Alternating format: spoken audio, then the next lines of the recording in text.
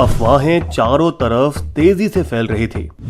फिर जो नहीं होना था वो हुआ। 1991 के उदारीकरण के बाद पहली बार आरबीआई के गवर्नर ने अपना इस्तीफा दिया। मैं व्यक्तिगत कारणों से पद को छोड़ना चाहता हूँ। सरकार और आरबीआई के बीच दरार का तब पता चला जब आमतौर पर शांत रहने वाले रिजर्व बैंक के उप गवर्नर विरल आचार्य ने सरकार की कठोर निंदा की।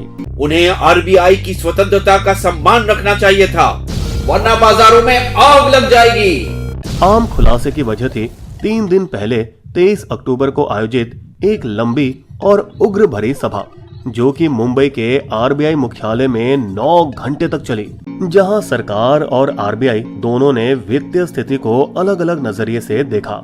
व्यवसाय के लिए पैसा कम है, आरबीआई को अपने भंडार के दरवाजे खोलने चाहिए। हमें लगता है कि व्यवसाय को बढ़ाने के लिए पैसे काफी हैं। आइए मिलिए इस कहानी के मुख्य कलाकारों से। पहले वित्त मंत्री अरुण जेटली। आने वाले 2019 आम चुनाव में उनके मुख्य समर्थन करने वाले व्यापारियों और छोटे व्यवसायों के लिए नौकरी और व्यवसायिक विकास चाहिए था और 3.3% फिस्कल डेफिसिट का खड्डा भरने की जरूरत है। दूसरे, भूतपूर्व RBI governor doctor Urjit Patel, जो कि पीएम मोदी के हाथों खुद चुने गए थे। आरबीआई की बचत को कठिन दिनों में इस्तेमाल के लिए रखा जाना चाहिए। और तीसरे, स्वामीनाथन गुरुमूर्ति, आरबीआई बोर्ड में सरकार द्वारा घोषित, जो कि आरएसएस के सदस्य हैं, नोटबंदी समर्थक और पश्चिमी विरोधी हैं। अगर सिस्टम में पैसे दिए जाते हैं तो भारत आगे बढ़ेगा। पब्लिक सेक्टर बैंकों को जीवित रखने के लिए आरबीआई से पैसा लिया जाना चाहिए। आरबीआई के 9.7 लाख करोड़ रुपए भंडार से सरकार 3.6 लाख करोड़ रुपए चाहती है।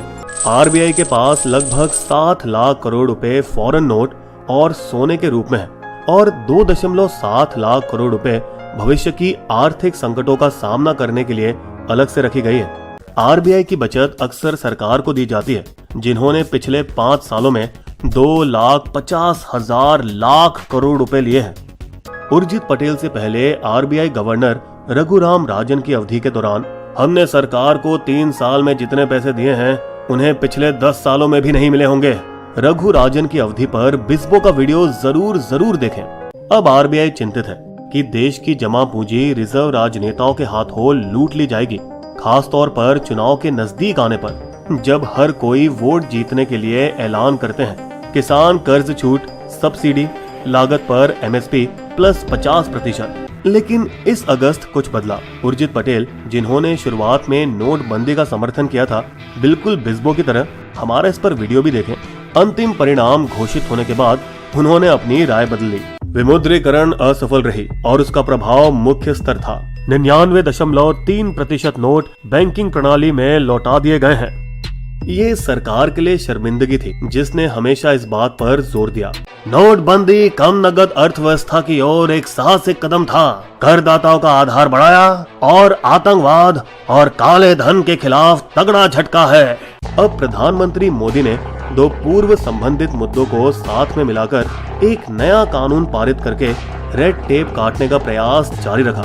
दिवालियापन और बैंक करप्सी कोड 2016 के पक्ष में अपने हाथ उठाओ और भारत की वित्तीय प्रणाली को साफ करने के एक साहसी प्रयास में आरबीआई से एनपीए चुके हुए लोन समस्या से निपटने के लिए कहा, जिन्होंने 21 सरकारी बैंकों में से 11 को जल्द सुधार कार्यवाही पीसीए प्रॉम्प्ट करेक्टिव एक्शन के तहत लाया गया। जैसा कि नाम से ही पता चलता है, कर्ज चूकदारों के खिलाफ शीघ्र और सुधारात्मक कार्यवाही प्रस्तावित की गई थी। अगर 90 दिनों की छूट के बाद ब्याज देने में 1 दिन भी ज्यादा लगा तो हम नए कानून के तहत आपके खिलाफ दिवालियापन कार्यवाही शुरू करेंगे। प्रबंधन को सुधारने और कमजोर बैंकों को समर्थन देने के प्रयास में 3 सरकारी बैंकों का विलय कर दिया गया। इन कदमों के लिए प्रधानमंत्री मोदी जी और आरबीआई दोनों की प्रशंसा की जानी चाहिए। लेकिन पहले नीरव मोदी द्वारा पीएनबी के 13,000 करोड़ रुपए की धोखाधड़ी और इसके बाद 90,000 करोड़ रुपए के IL&FC दुर्घटनाग्रस्त ने मिलकर पूरे सिस्टम को ही अपंग कर दिया। जब सेंट्रल बैंक ने पीएनबी को संभालने से इनकार कर दिया और IL&FS को बचाव करने से मुंह मोड़ लिया, तब जेटली ने, जिनका प्राथमिक मकसद है नौकरियों की रक्षा करना, उन्होंने आरबीआई की तरफ ताना मारा। वाह, नेता जवाबदार हैं, लेकिन नियामक नहीं। उर्जित पटेल ने दावा किया कि उसके हाथ पैर बंधे हुए थे। सरकार बैंकों के प्रबंधन की नियुक्ति करती है, हमारे पास उनके नियंत्रित करने या हटाने की ताकत नहीं दी है। लेकिन विवाद बढ़ा जब जेटली ने आरबीआई को एनपीए समस्या का जिम्मेदार ठहराया। 2008 से 14 के दौरान वैश्विक आर्थिक संकट के बाद जब बैंक दाएं बाएं उधार दे रहे थे, तब आरबीआई क्या कर रही थी? आरबीआई ने तब भी सरकारी मांगों का इनकार किया तो सरकार ने उन पर परमाणु बटन दबाए जाने की धमकी दी। धारा 7, आज तक किसी भी सरकार ने इसका उपयोग नहीं किया। निर्वाचित सरकार आरबीआई को सार्वजनिक हित में आवश्यक निर्णय लेने के लिए निर्देश दे सकती है। अब यहाँ पटेल ने जेटली के सिर के ऊपर से प्रधानमंत्री से मुलाकात करके अपना दृष्टिकोण बताया। जैसे 20 नवंबर को भारतीय रिजर्व बैंक की महत्वपूर्ण मासिक बैठक नजदीक आई, 18 निदेशकों ने दोनों के बीच टकराव कम करने का प्रयास किया। इस बार बैठक 10 घंटे तक चली और कुछ महत्वपूर्ण निर्णय लिए गए। बोर्ड एमएसएमई करदार जिन्होंने 25 करोड़ तक की रकम ली है, उन पर सख्त कानूनों का उपयोग नहीं करेगी। आरबीआई को गैर केंद्रीय बैंकों को आरबीआई के अधिकार क्षेत्र में जाने के लिए सहमत होना पड़ा। एक संयुक्त सरकार आरबीआई पैनल सरकार को हस्तांतरणीय राशि पर फैसला करने के लिए अगले 60 से 90 दिनों में स्थापित किया जाएगा।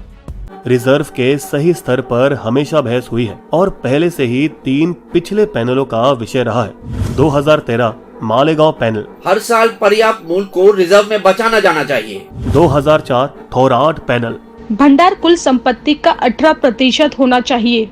1997 सुब्रमण्यम पैनल, कुल संपत्ति का 12%। जाहिर है रिजर्व स्थिर नहीं बल्कि हालात के ऊपर निर्भर है। 1997 और 2004 के समय से दुनिया बदल चुकी है। भारत के हाल ही में मुख्य आर्थिक सलाहकार अरविंद सुब्रमण्यम ने अपनी पुस्तक को प्रमोट करते वक्त बताया, 4.5 से 7 लाख करोड़ रुपए आरबीआई से लिए जा सकते हैं, लेकिन राशि का उपयोग केवल सरकारी बैंकों के लिए किया जाना चाहिए, बशर्ते वो अपने आप को सुधारें, राजकोषीय घाटे को कवर करने के लिए उपयोग न करें। बेसल 3 टाइमलाइन को 1 साल तक मार्च 2020 तक धकेलने पर आरबीआई को मजबूर किया गया, क्योंकि स्वतंत्र निदेशकों सब चाहते थे कि ज्यादा पैसे सिस्टम में कुछ देर और रहे।